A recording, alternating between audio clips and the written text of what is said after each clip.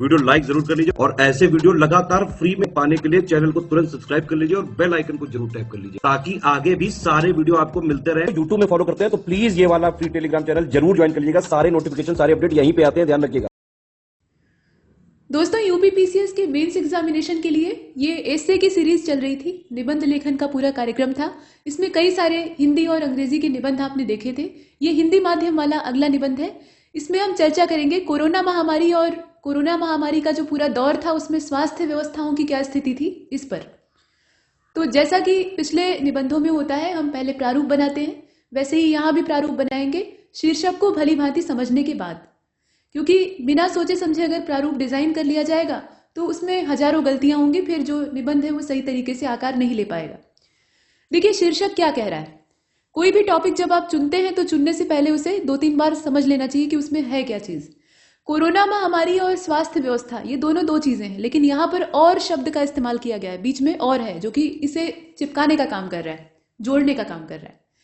तो जो पेंडेमिक का दौर था या अभी भी चल रहा है, उसमें कोई समापन तो हुआ नहीं है, कम अधिक हो रहा है बस। तो इसमें स्वास्थ्य व्यवस्थाओं की क्या स्थिति थी, कितना इसमें सकारात्मक स्थिति थी, और सकारात्मक से ज्यादा नकारात्मक थी, ये आप सभी जानते हैं, क्योंकि जितनी जनसंख्या है उन सभी की जो स्वास्थ्य दिक्कतें हैं, मतलब कोरोना से जुड़ी हुई जो स्वास्थ्य दिक्कतें हैं, उनका पूर्ण निदान कर पाना ये किसी भी सरकार के वश की बात नहीं है। मतलब स्वास्थ्य सुविधाएं जो है वो छोटी पड़ जाती हैं और आबादी उससे कहीं ज्यादा है। तो लोग, परिणाम यही होता है कि परेशान होते हैं, भटकते हैं, मरते हैं, असामयिक मृत्यु के शिकार होते हैं। तो वो सब चीजें आपको यहाँ पर उकेरनी है। कुल मिलाकर पेंडेमिक के दौर में स्वास्थ्य व्यवस्थाओं की क्या दशा थी वो आपको दिखाते हुए शुरू करना है और उसी के साथ समापन करना है। साथ में कुछ अपने सुझाव देने हैं। सुझाव का मतलब ये कि स्वास्थ्य व्यवस्थाओं को और बेहतर बनाने के लिए क्या किया जा सकता है ताकि आने वाला जो महामारी का संकट या इस तरह की जो और महामारियां आ सकती हैं भविष्य में, उसमें हम मजबूत बनकर खड़े रहें, ये चीजें। ठीक है, तो ये जो प्रारूप है इसको बना लेते हैं। प्रारूप आप ऐसा ही बनाइए, ये बिल्कुल आवश्यक नहीं है, आप अपने तरीके से बना सकते हैं जैसे आपको आवश्यक लगे। बस ये ध्यान दीजिएगा कि शीर्षक के साथ पूर्ण न्याय होना चाहिए। तो कोरोना का उद्भव होता है, परिचय उसका आप दे सकते हैं, हालांकि ये आवश्यक नहीं है। कोरोना क्या है ये बताने की जरूरत नहीं, हजारों बार निबंधों में आ चुका है और सभी लोग जानते हैं। तो ये घिसी हुई बात है, इसको छोड़ देते हैं। सीधा सीधा हम कहाँ से आएंगे, हम कहाँ से इसमें शुरू करेंगे। ये जो कोरोना महामारी वाला सेगमेंट है, इसमें चरमराती स्वास्थ्य व्यवस्था, अगर इसको स्टार्टिंग में रखा जाए, इसको शुरू में रखा जाए, तो हमारा जो प्रारूप है और उससे बनने वाला निबंध है, दोनों ही प्रभावशाली होंगे। फिलहाल इसमें जो प्रारूप बना हुआ है उसको देख लेते हैं। तो कोरोना का उद्भव होता है, उसका परिचय वगैरह आप दे दीजिए थोड़ा सा। कोरोना महामारी के संदर्भ में विश्व स्वास्थ्य संगठन का क्या मत था या क्या उसमें वक्तव्य था। तो WHO ने तो बहुत पहले ही हाथ खड़े कर दिए थे, इसमें बहुत ज्यादा इन्वॉल्व होने की उसने कोशिश भी नहीं की, बाद में उसकी भूमिका पर संदेह भी किया गया। तो ये चीजें। अब इसके बाद कोरोना महामारी में जो चरमराती स्वास्थ्य व्यवस्था है, तो ये ध्यान दीजिएगा कि अगर इस ढंग का प्रारूप बना रहे हैं तो ये जो 2 लाइनें हैं, मतलब 2 बिंदु हैं, असल में इन पर ज्यादा समय नहीं खर्च करना है, एक पैराग्राफ में इसको निपटा देना है। असली काम हमारा यहाँ से शुरू होता है। हमें दिखाना होगा कि जो स्वास्थ्य व्यवस्था थी उसकी पूरी पोल खुल गई, धज्जियां उड़ गई। जो अस्पताल कोरोना के लिए अधिकृत किए गए थे, मतलब जो एप्लीकेशन के थ्रू लोग बेड बुकिंग कराते थे और तमाम चीजें होती थी, मतलब एक कोई बात नहीं है कि उसे गिनाया जा सके, तो उन सब का थोड़ा थोड़ा उल्लेख आपको करते हुए ये दिखाना होगा कि ये सब पूरा नहीं पड़ रहा था। कहीं ऑक्सीजन की कमी थी, लोग मर रहे थे ऑक्सीजन की कमी से, कहीं जीवन रक्षक दवाएं कम पड़ती जा रही थी तो उसके लिए लोग परेशान थे, उससे मर रहे थे, ये सब दिक्कतें थी। और कोरोना महामारी पर जीत के क्षेत्र में स्वास्थ्य व्यवस्था क्या कर सकती है, निष्कर्ष आपको निकालना है, समाधान देना है। तो आइए बिना देर किए शुरू करते हैं।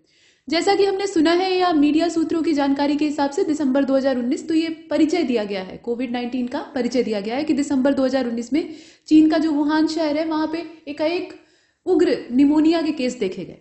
ठीक है, जो निमोनिया था वो कैसा था, उग्र क्वालिटी का था, जैसा उसकी प्रवृत्ति होती है उससे कहीं ज्यादा हिंसक था, मतलब तेज असर करने वाला था। न्यूमोनिया में क्या होता है, आमतौर पे फेफड़ों में जकड़न हो जाती है और अंत में जब फेफड़े एकदम बेकार हो जाते हैं तो आदमी मर जाता है। यहाँ जो निमोनिया था वो अत्यंत जिद्दी क्वालिटी का था। तो बाद में इसकी जांच होती है तो पता लगता है, मतलब किसी भी एंटीबायोटिक वगैरह से ठीक नहीं हो रहा था, तो जांच होती है तो एक नया ही जो वायरस का स्वरूप है वो सामने आता है। और ये जो वायरस है इसी कोरोना, मतलब कोविड-19 का नाम दिया गया। 19 जो है ये वर्ष के नाम के आधार पर रखा गया है। और 30 जनवरी 2020 को इसका जो संस्करण है वो भारत भी पहुंच गया, क्योंकि वैश्वीकरण का दौर है भाई, तो सारे देश एक दूसरे से कनेक्टेड हैं, कहीं ना कहीं से जुड़े हुए हैं, लोग आते जाते हैं, आदान प्रदान होता है, लोगों के ही आदान प्रदान से ये फैला भी। तो लोग आए और यहाँ फैला दिया, फिर संक्रमण यहाँ फैलना शुरू हो गया। अब भारत सहित जितनी भी पूरी दुनिया की चीज़ें हैं, मतलब दुनिया के देश हैं, उसमें विकासशील अर्थव्यवस्थाएं हैं, विकसित देश हैं, वो कोरोना की 2 घातक लहरों को झेल चुके हैं, तीसरे के मुहाने पर खड़े हैं, मतलब तीसरी सामने है, दिख ही रही है, और सामने क्या है, वो चल रही है इस समय। ठीक, आपका जो मेंस एग्जामिनेशन टला, तो वो कोरोना के बढ़ते मामलों को देखते हुए ही टाला गया है। आयोग कम से कम यही सफाई दे रहा है। अब इसके बाद देखिए 12 जनवरी 2020 को ये सब डेट है, चाहे तो आप डालें, ना चाहे तो ना डालें, क्योंकि यहाँ स्वास्थ्य व्यवस्था पे हमें फोकस रहना है। तो कोरोना को एक रोग के रूप में बताया गया, मतलब रोग है या इसे आप महामारी, तो ये बाद में बनता है जब फैल जाता है, तो रोग के रूप में बताया गया, और ये वुहान न्यूमोनिया की जांच के बाद स्पष्ट हुआ था। कोरोना एक गंभीर वैश्विक महामारी बन चुका है। ठीक है, अब इसकी स्थिति क्या है? अब ये कोई सामान्य रोग नहीं रहा, विषाणु से होने वाले बहुत सारे रोग हैं, लेकिन अब ये महामारी बन चुका है। वो भी कैसी? तो पूरे वर्ल्ड लेवल की।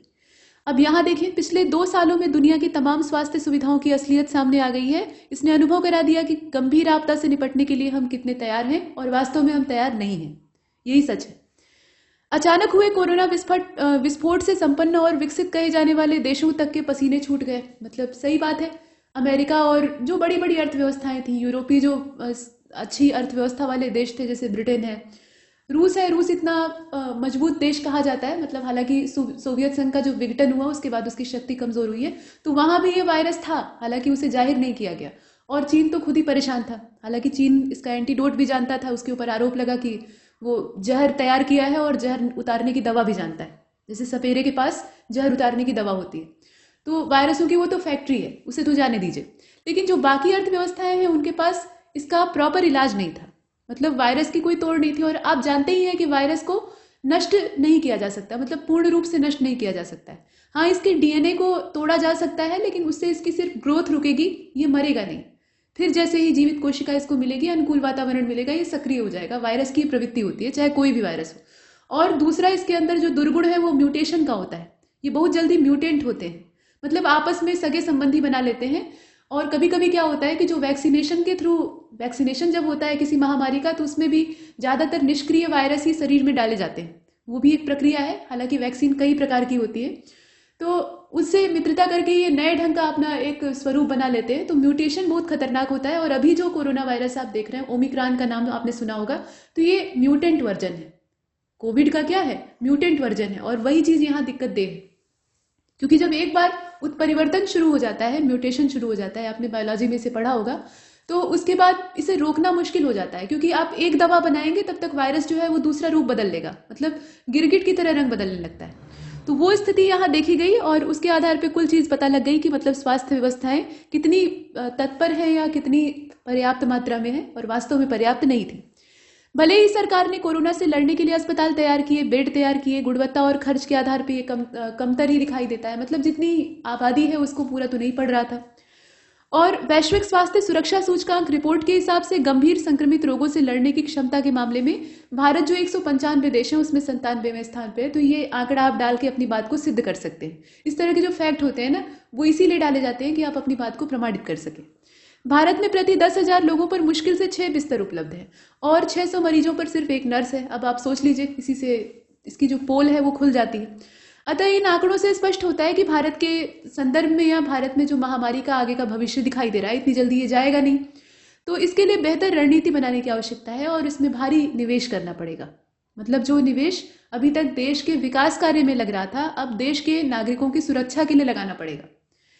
अब देखिए, ये बात किसी से छिपी नहीं है कि सरकारी अस्पतालों ने चिकित्सकों की भारी कमी को जाहिर किया है, और स्वास्थ्य कर्मियों पर काम का दबाव बहुत ज्यादा है। भ्रष्टाचार तो है ही है हर जगह, मतलब जितनी भी कालाबाजारी है वो अपने देश में व्यवस्थाओं में घुसी हुई है, इसीलिए व्यवस्थाओं को दीमक की तरह चाटती रहती है। तो वो अलग चीज है। इसमें संदेह नहीं है कि भारत में मौजूदा स्वास्थ्य देखभाल प्रणाली अनेक विसंगतियों से भरी हुई है। अब यहाँ पे ग्लोबल हेल्थ इंडेक्स रिपोर्ट जो है, उसके हिसाब से भारत से कहीं आगे इसके पड़ोसी है। तो ये बुरी स्थिति है फिर हमारी, ये हम कह सकते हैं। लेकिन अब इसके बाद कुछ अच्छी बातें भी कहनी होगी। ऐसा नहीं है कि हम सिर्फ बुराई ही करेंगे, हालांकि खामियां ज्यादा हैं, लेकिन खामियों को ही सिर्फ गिनाना तो है नहीं, हमें बैलेंस अप्रोच लेके चलना है। तो बैलेंस अप्रोच लेकर चलने का मतलब ये होता है कि अब आपको अच्छी चीजें बतानी है। जैसे भले ही भारत के स्वास्थ्य प्रणाली में कमजोरियां हैं, मतलब भारत की जो स्वास्थ्य प्रणाली है वो कैसी है, दुर्बल है। लेकिन उसके बावजूद भारतीय वैज्ञानिकों और चिकित्सकों ने कोरोना जैसे नरसंहारक शत्रु को परास्त करने के लिए एक बार मतलब जो वैक्सीनेशन यहाँ वैक्सीन डेवलप की गई है उसके बारे में बताया जा रहा है कि मतलब उसको हराने के लिए वैक्सीन तैयार कर ली। हालांकि वैक्सीन भी उतनी कारगर नहीं है, तो वो तो किसी देश की कारगर नहीं, कुछ हद तक वो संक्रमण को रोक सकती है, लेकिन एकदम से वायरस का वो इलाज कर दे ऐसा नहीं। तो कोवैक्सीन भारत की पहली वैक्सीन है जिसे ICMR, मतलब ये फुल फॉर्म इसका जान लीजिए, Indian council of medical research, इसने भारत बायोटेक के साथ मिलकर तैयार किया है। ये वैक्सीन जो है ये निष्क्रिय कोविड-19 वायरस से, अभी जो आपको बताया था, वैक्सीन बनाने का जो सबसे पुराना तरीका है उसमें जो निष्क्रिय वायरस होता है, मतलब जिसका कि DNA अब सक्रिय अवस्था में नहीं होता है, तो ऐसे वायरस को लिया जाता है और उसी से टीका तैयार किया जाता है और उसको शरीर में प्रवेश कराया जाता है। तो जो सक्रिय वायरस शरीर के अंदर मौजूद है उनके साथ वो रिएक्ट करके उन्हें शांत कर देता है। मतलब ये बायोलॉजिकल जो प्रोसेस है वो इससे कहीं ज़्यादा गहरा है, लेकिन यहाँ मोटे तौर पर हम यही समझ सकते हैं, ठीक। क्योंकि निबंध लिखने का काम ये हर स्ट्रीम के अभ्यर्थी करेंगे, सिर्फ साइंस स्ट्रीम वाले या जो बायोकेमिस्ट हैं वही तो करेंगे नहीं। तो ऐसे में एक सामान्य समझ सबके पास हो तो ये समझ लीजिए कि निष्क्रिय वायरस को शरीर में प्रवेश करा के सक्रिय वायरस की निष्क्रियता लाई जाती है, मतलब सक्रिय वायरस की सक्रियता को कम किया जाता है, ये बात। अब यहाँ अगर आप देखें तो ये जो कोविड-19 वायरस से तैयार किया गया वैक्सीनेशन का प्रोसेस है, मतलब कोवैक्सीन है, ये मनुष्य को बिना नुकसान पहुंचाए प्रतिरोधक तंत्र बनाने में सहायता करती है।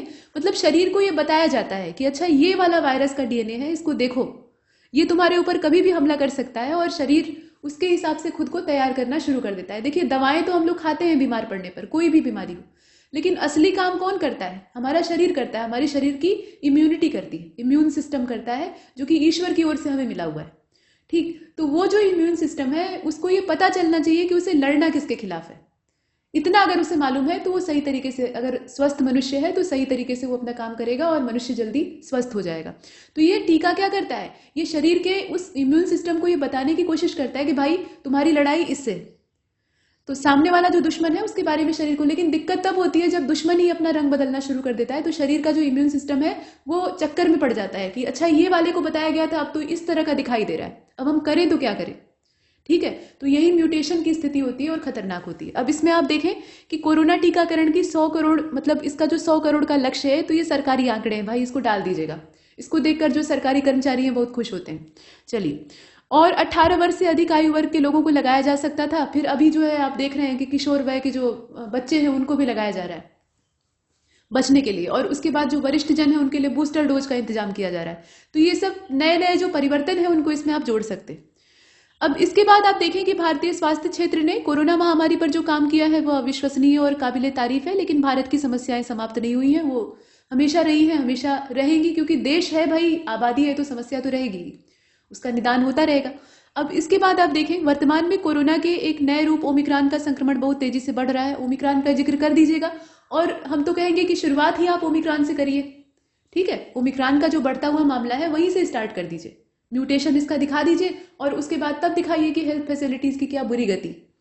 इसके बाद आप देखें कि भारत सरकार को सरकारी अस्पतालों की क्षमता बढ़ाने और नए अस्पताल निर्माण, उच्च चिकित्सा व्यवस्था का जो समुचित कार्य है उसको बेहतर करने का प्रयास करना चाहिए। तो ये सब सुझाव हैं जो कि अपनी ओर से दिए जा सकते हैं।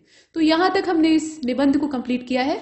700 शब्दों में लिखना होता है तो बहुत ज़्यादा फैलाने की गुंजाइश नहीं होती है, काम भर की बातें लिखनी होती हैं। तो इसमें भी आप जैसे ये मॉडल ऐसे आपने देखा तो कट कर सकते हैं। इसका जो इंट्रो है उसमें कोविड को कुछ ज़्यादा ही तवज्जो दे दी गई है, तो वहाँ से आप हटा सकते हैं। आप सीधा सीधा इस मुद्दे पर आ जाइए कि ये जो कोविड का पूरा दौर चल रहा है इससे कोई भी अब अपरिचित तो है नहीं, सब जानते हैं। मतलब जो एकदम अनपढ़ आदमी है वो भी जानता है कोरोना, ये शब्द तो जानता ही है, और ये खतरनाक है इतना जानता है, ठीक। तो इसकी डिफिनीशन देने की कतई जरूरत नहीं है, आप सिर्फ इतना बताइए कि इसमें स्वास्थ्य सुविधाओं की क्या स्थिति है। टीकाकरण वाला ही कोई मुद्दा ले लीजिए, आप उसको शुरू में डाल दीजिए, या ऑक्सीजन की कमी का मुद्दा ले लीजिए, ओमिक्रॉन वाला मुद्दा ले लीजिए, इससे स्टार्ट करने में सुविधा होगी। तो इसमें इतना ही, और ऐसे कई सारे मॉडल ऐसे आपको अंग्रेजी और हिंदी दोनों माध्यमों में मिलते रहेंगे।